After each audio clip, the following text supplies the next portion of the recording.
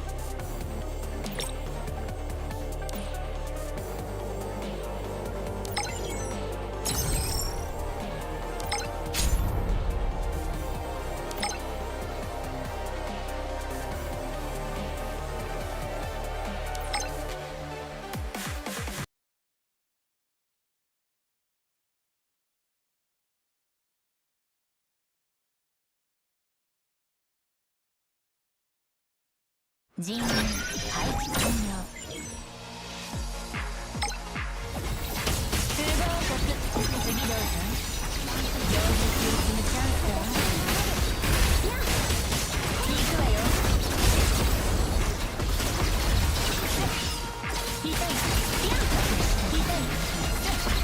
見えないものも危険なんだ。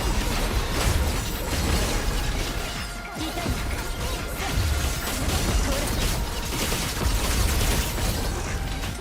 再開してね。それじゃセレーネ評議員にもう一度胸を借りますよ。これがチームワークの力。最後の一呼吸楽しんでちょうだい。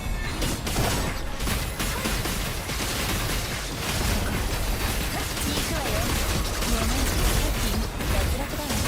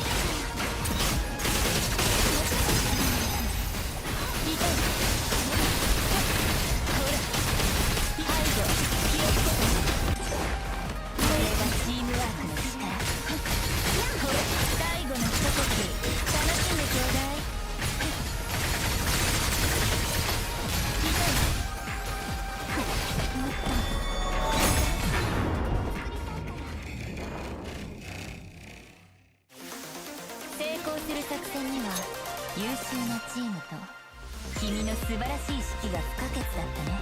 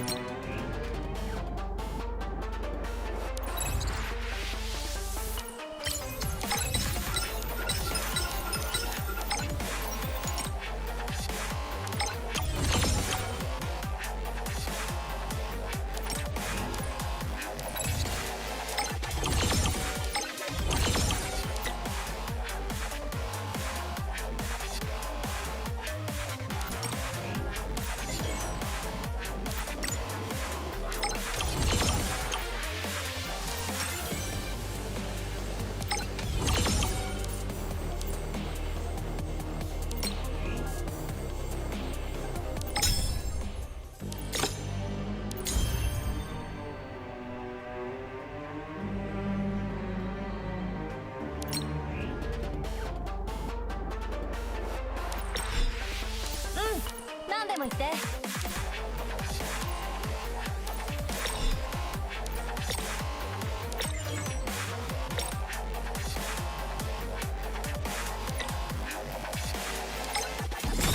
全ての戦闘記録をこの体と心に刻んでおく。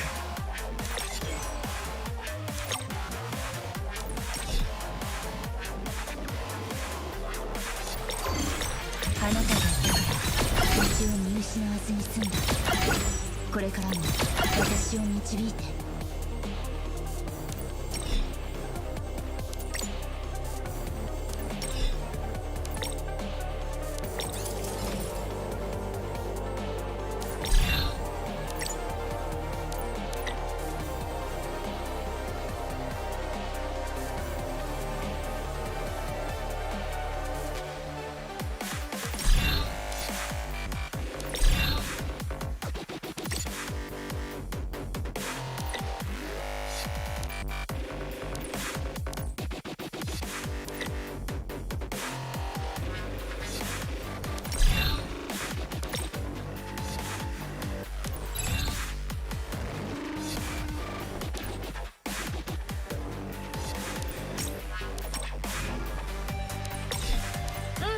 何でも言って。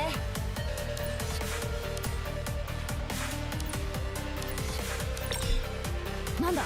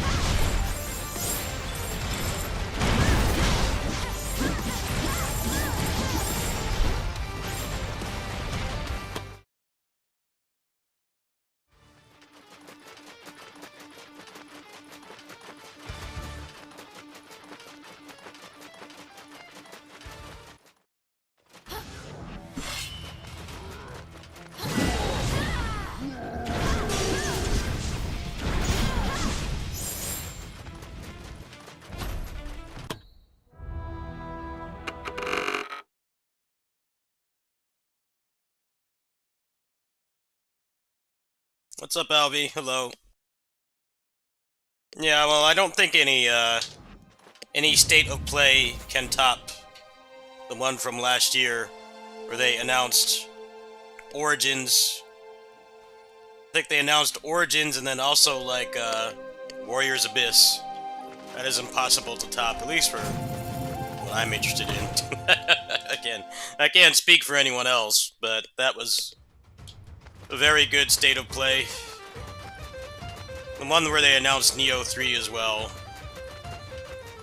They've had more things adjacent to my interests in like the past year than they normally do.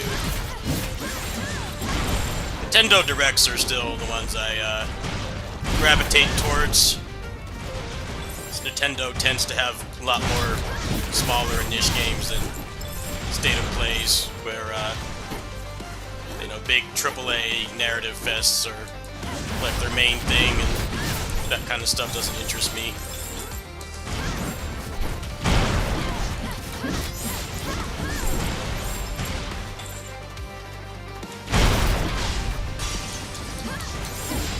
Albie, do you have any details on Cyvariar 3? It just came out on Steam, but I can't get it until like, I don't know, maybe a couple days. I would frame one purchase it, but you know, it's gonna be a while until I get paid, so somebody else is gonna have to be the guinea pig, and I was hoping that you knew somebody who has played it.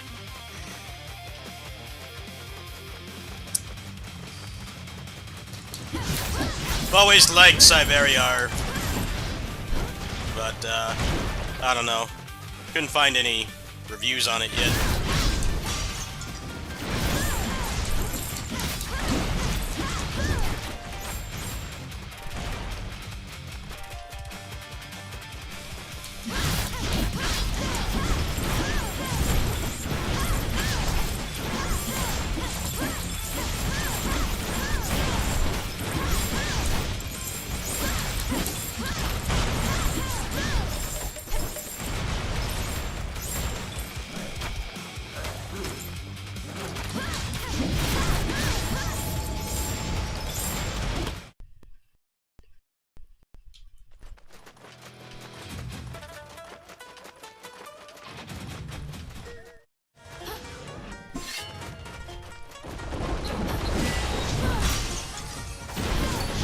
That was a perfect boss fight.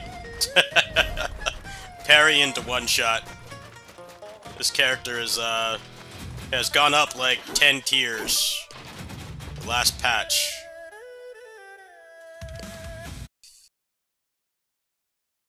Last patch put this character up like 10 tiers. It actually might be one of the best characters in the game now.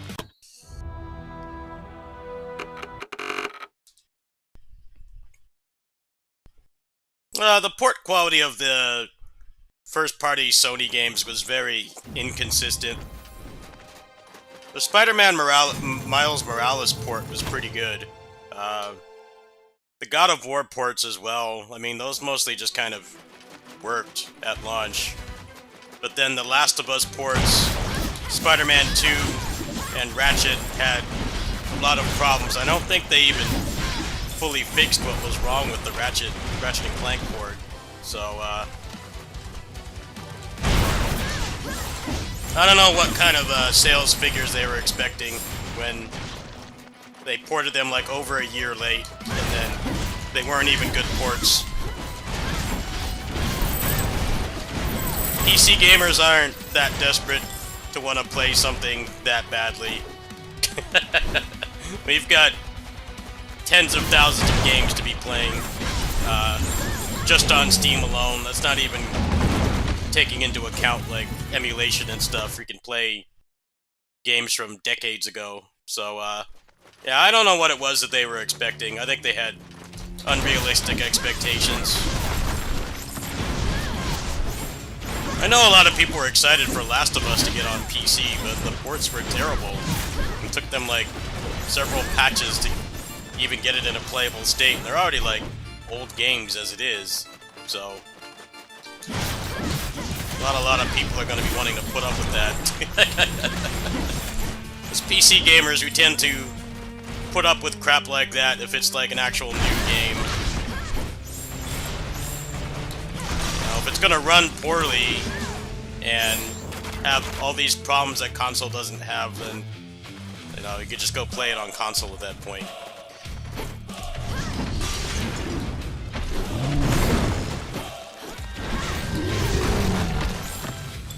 I'm surprised that PC gamers didn't show up for their late, barely functioning ports. That's basically what it is. The days of late PC ports have basically been hanging on by a thread, and it's really only Sony is the one that's keeping that kind of practice around.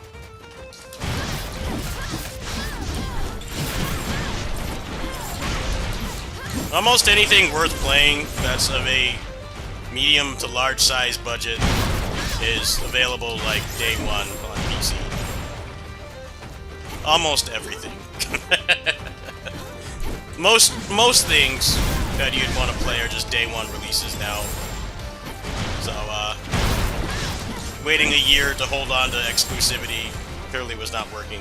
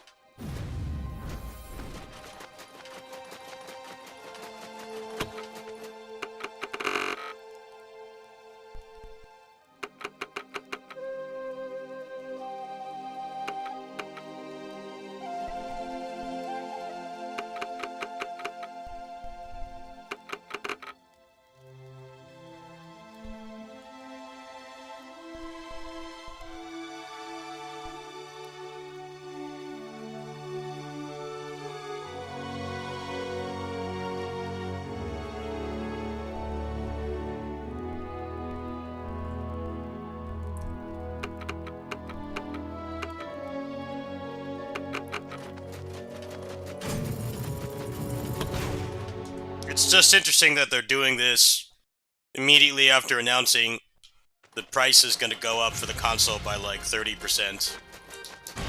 I don't know how smart that is. Now buying a PS5, it's already kind of a hard sell. The main thing that was keeping it attractive to buy was the fact that it was cheaper than a gaming PC. But now, you know, PS5 Pro is like over $1,000, and then you got to factor in the hidden costs of like PS Plus, and then you know you have to get storage as well because you know it only comes with like 500 gigs, and 500 gigs for the average person who plays AAA games is nothing. That's like 3 or 4 games that you could have on there at once. Then you got to pay for that. You got to get like at least 2 terabytes, even if you only play like a couple games a year. So by that point, with them raising the price that much, and then all the hidden costs that were already a big part of being on a PlayStation, like you can still get a comparable or better PC, even with the AI tech bros jacking up the price of everything. So announcing that and then like, oh, we're not going to do PC ports anymore is pretty delusional, if you ask me.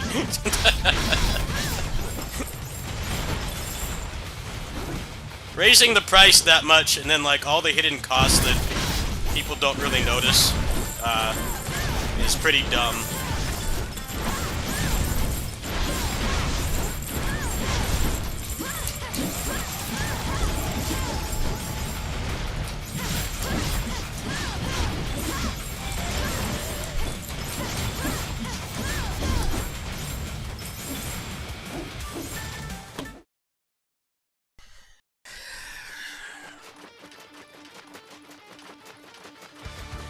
500 gigs is nothing. I mean, it's already been said that, like, Call of Duty Warzone takes up, like, half the space on a stock drive. It already takes up, like, half. I wouldn't be surprised if GTA 6 is, like, over 150 gigs.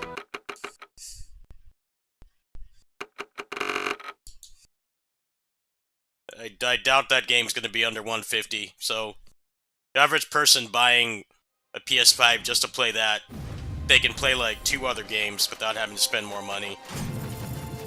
And DRAM is so expensive right now and everything that, yeah, I'd rather just get a pre-built PC at that point. That sucks, man. Console's supposed to be like more accessible, but only accessible consoles right now is basically the Steam Deck and the Switch 2. Hidden cost on the Switch 2 are way less than on PlayStation, and there's actually more exclusives than like actual good exclusives. You still have to buy storage, but the express cards that it uses are pretty cheap. I got a 512 for like 50 bucks. It's like 50 or 70. It was under 100. That's considerably cheaper than an NVMe.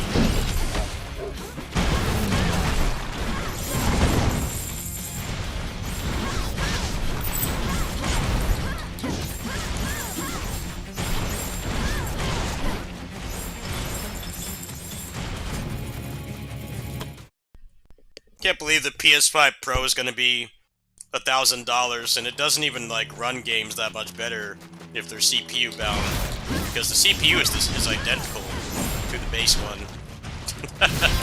That just seems like such a terrible deal. PS5 Pro storage, and then Plus is also raising.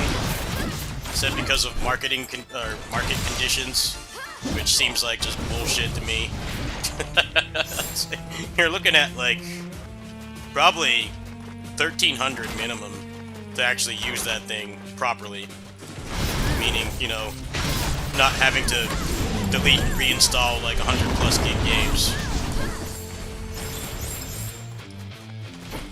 Nintendo is winning by doing nothing, like always. They've always had the most exclusives, but now they have like probably the most balanced current gen console with like actual games to play. Maybe not first party AAA. That's still a little bit barren. But plenty of great games to play on there. And the hidden costs are comparatively like way cheaper.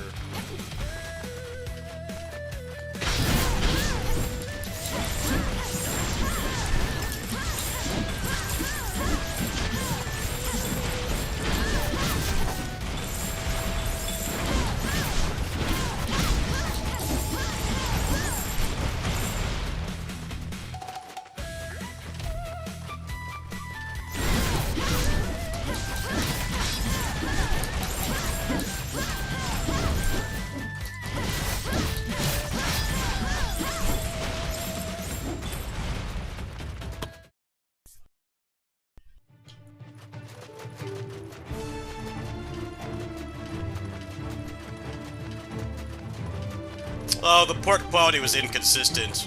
That was the problem with it. It wasn't that it was straight bad. It actually was worse. Because sometimes it was good and sometimes it wasn't. The God of War games had, like, some minor annoyances with, like, the bugs and stuff, but they were completely playable at launch. The Spider-Man games were, like, a complete crapshoot, especially Spider-Man 2. And the problem with Spider-Man 2 is that it's a single-player game with, like, no replay value. So, get spoiled on that pretty quick.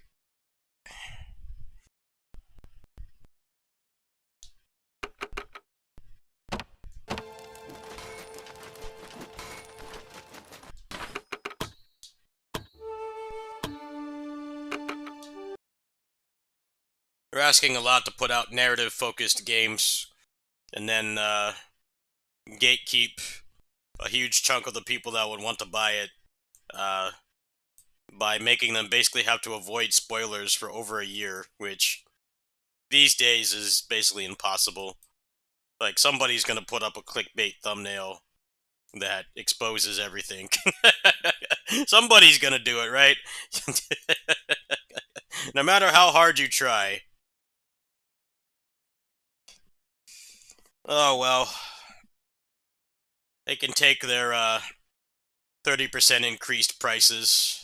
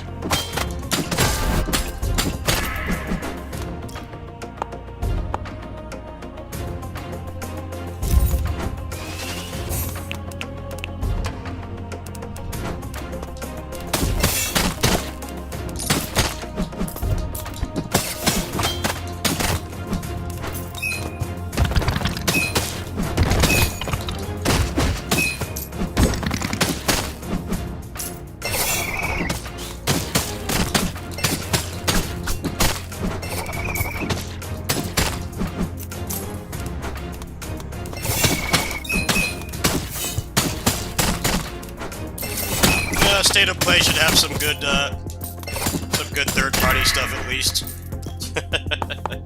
As usual. They tend to deliver with third-party stuffs. Their first-party games I couldn't care less about. That's all that matters to me. They gave us Warriors Abyss and Origins and the Origins DLC, so those games got frame 1 ports. I will gladly watch their marketing. I just won't play it on their platform. All those games will be on PC day 1.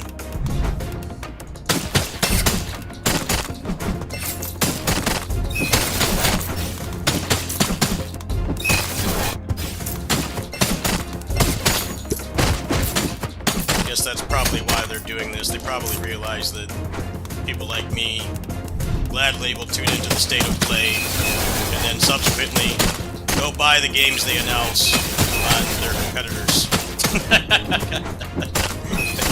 So for me, PC or Switch 2, depending on what type of game it is.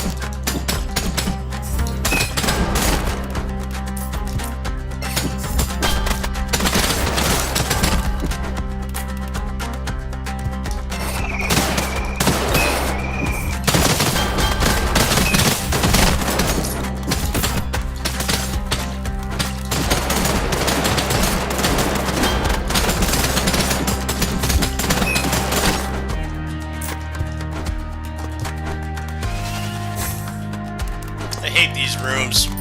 We need to remove these rooms. Going back is not fun. This game should always be about moving forward. Just add these random rooms where the guys just like stand around and wait. It's stupid. Stop doing that.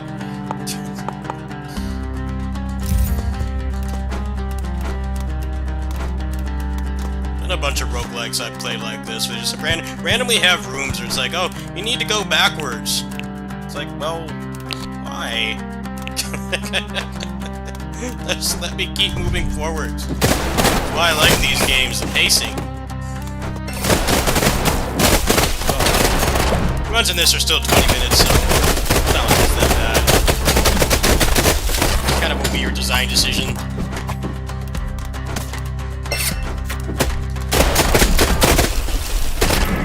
Got pretty good pacing.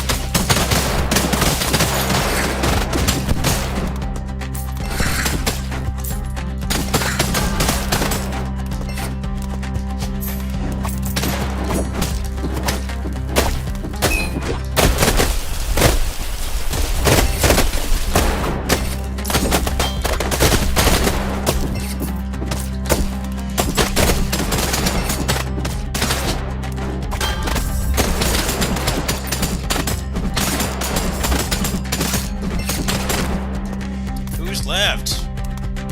What's left? The pacing these rooms is horrible. I just want to move forward. I don't want to go back for any reason.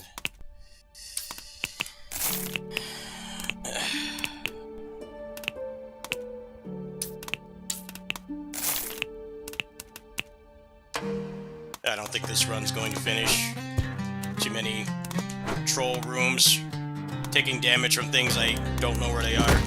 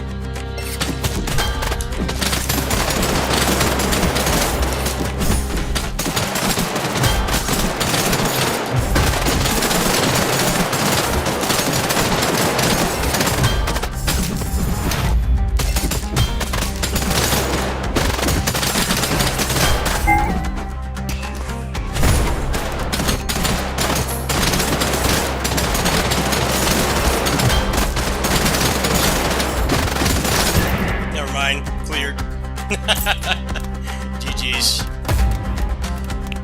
Yeah, it was kind of a weird run. Started trolling me really hard at the end.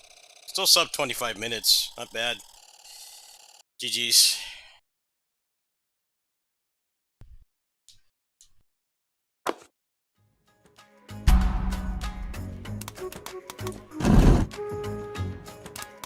mobile game action roguelites have like the best pacing.